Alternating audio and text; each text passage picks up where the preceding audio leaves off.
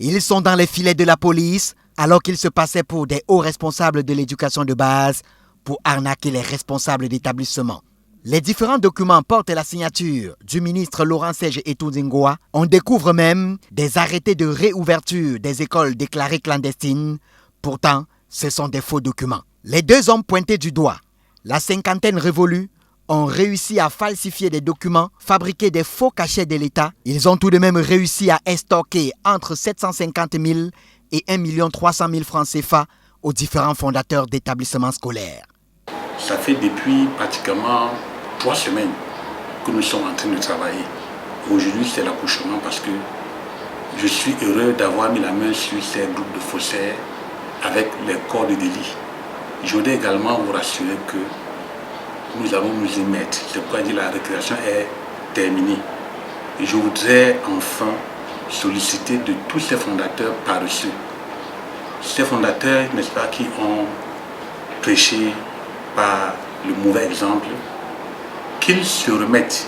Mis au parfum, la police va se mettre à leur trousse et les deux hommes vont tomber dans un traquenard. Nous avons été saisis par les responsables de CEDUC qui dénonçaient, c'est-à-dire les irrégularités sur les autorisations des établissements scolaires, notamment dans l'éducation de base. Nous avons donc, à partir de cette plainte, nous avons ouvert une enquête. Et cette enquête nous a donc conduit à démanteler deux gants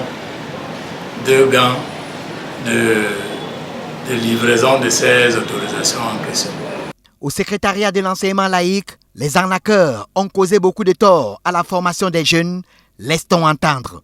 Nous avons toujours décrié ce système d'éducation parallèle qui gangrène notre ordre d'enseignement. Maintenant, pour échapper au peloton de contrôle, certains Camerounais donc sont ingénieux, se font fabriquer de faux documents qu'ils présentent. Alors nous sommes donc dit, vraiment, il faut taper du poing sur la table. Le ministre de l'Éducation de base a instruit le délégué régional le 4 août dernier, lui demandant de concert avec ses secrétaires à l'éducation de mener des investigations et de trouver des solutions à ce problème. De nombreux établissements scolaires déclarés clandestins en début d'année scolaire, mais grande est la surprise de les voir fonctionner au nez et à la barbe de tout un chacun.